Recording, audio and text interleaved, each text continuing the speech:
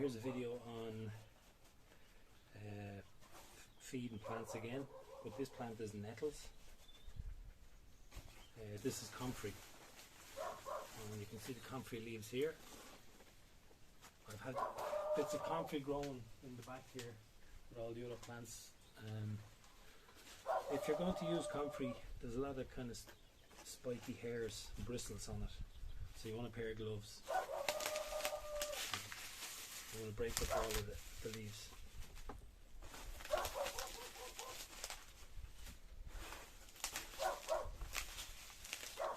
So break up all the leaves. I'm going to put them into the net that I used for the nettles, and the waste product from the nettle fertilizer I'm going to leave in there and use it again and add it to the Comfrey.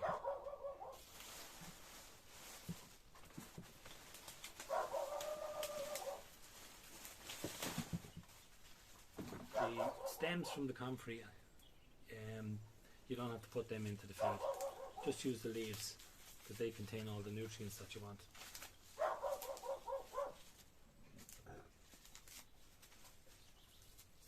You can just compost the stems.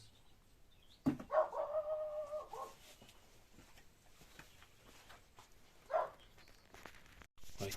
So as with the nettles that I've done in the previous video, you break up all the leaves. In this case it's going to be Comfrey, and I've left in the waste of the nettles. I'm going to reuse that one.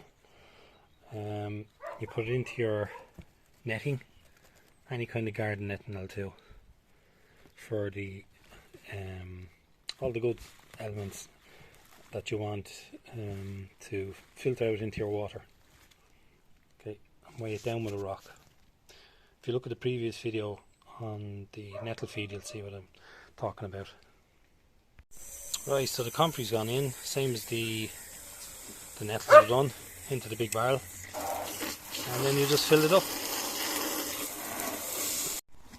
So with the stalks of the Comfrey, you don't use them in the nettle or the Comfrey tea or the liquid fertilizer, and you can just compost these, so they'll be going on the compost heap over there. Eventually I'll be putting 3 sides and a roof over that to protect the compost heap from the rain, because what happens is your nutrients, your NPK, they will leach back into the ground, and you'll lose the fertility of it. Right, so here we can see some Comfrey here.